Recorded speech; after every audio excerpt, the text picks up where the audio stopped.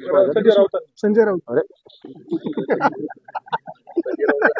संजय राऊतांनी एक वक्तव्य केलेलं आहे की राज्याचे डीसीएम रिक्षा चालवायचे, परिवहन मंत्री अंडाभुर्जीची गाडी चालवायचे, मग रिक्षा चालकांवर तुम्ही अन्याय का करताय, तुमच्यावर कुणाचा चहावाल्यांचा दबाव आहे असं ते प्रश्न विचारतात. त्या रिक्षा चालकांचं जे आंदोलन चालू त्या संदर्भात मला वाटतं राऊतांबद्दल काय बोलावं, मला वाटतं त्यांना उत्तर देण्याची आजकाल गरजच नाही. त्यांना काय बोलायचं ते बोलू द्यावं, ते काही बोलू शकतात. मी वारंवार ते सांगतो की ते त्यांना सगळं माफ आहे, त्यांनी काही बोलावं, कारण त्यांना सकाळपासून काही काम नाही.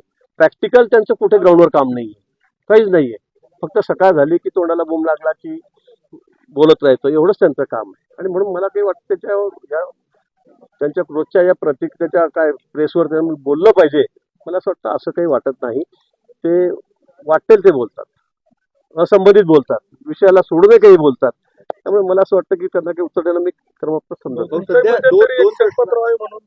टीका एक वेगळ्या पद्धतीने ते नेहमीच तुमच्यावर करतात. चांगलं आहे ना, काय अडचण काय आहे?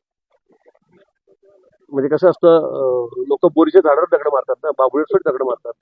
बघितलं का तुम्ही कधी बाबुळीच्या लोक दगड मारतात, काही काटे पडतील का काय पडतील, ते बोराच्या झाडावर दगड मारत असतात लोक. हो. आणि म्हणून मला असं वाटतं की ते टार्गेटेड त्यांचं काम. त्यांना खरं म्हणजे मला तर असं वाटतं त्याला कुंभमेळा बदनाम करायचा आहे. आपण बघितलंय तो जो घोटाळा झाला टेंडरचा, त्याच्यामध्ये तुम्ही मला घेतलं, घे ऑर्डर, जा मला इतके पैसे दे. सरकारी पैशाचा अपव्यय झाला का? कोणी सरकारने काही घोटाळा केला का? आमच्या अधिकाऱ्यांनी केला का? नाही.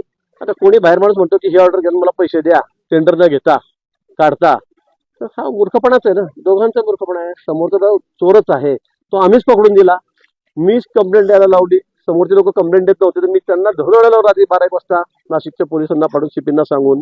आता एवढं स्पष्ट असताना काहीतरी घोटाळा मला वाटतं जाणीवपूर्वक कुंभमेळ्याला बदनाम करणं, टार्गेट करणं, मला वाटतं आता हा त्यांचा आता नवीन काहीतरी अजेंडा दिसतोय मला असं वाटतं. सर्वोच्च न्यायालय हा राहुल गांधींच्या उपस्थितीत केला जाणार आहे. सपकाळ सुद्धा आज नाशिकला आलेले आहेत.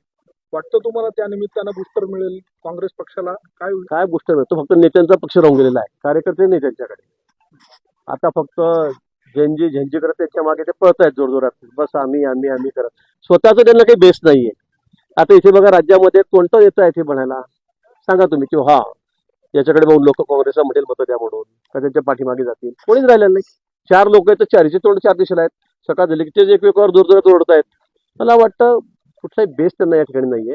आणि राहुल गांधींना तर मला वाटतं देशात कुठे आधार नाहीये. कारण तुम्ही सांगा, देशामध्ये किती राज्यांपैकी काँग्रेसच्या हातामध्ये त्यांचं सीएम आहे? सांगा ना मला. एक हात दोन बोटावर मोडण्यासारखे असतील तर असतील. मला वाटतं ते दिसत नाहीये. सगळे मग भागीदारीतलेच आहे. आणि म्हणून मला असं वाटतं की संपूर्ण देश, संपूर्ण जनता ही मान्य मोदींच्या पाठीशी आहे. भारतीय जनता पक्ष मित्र पक्षांच्या पाठीशी आहे. त्यांचा विश्वास मोदींच्या नेतृत्वावरच आहे.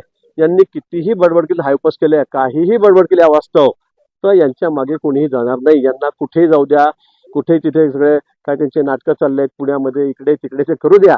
पण मला असं वाटतं की लोकांचा विश्वास एकाच माणसावर देशामध्ये, आणि तो म्हणजे मोदीजींवर.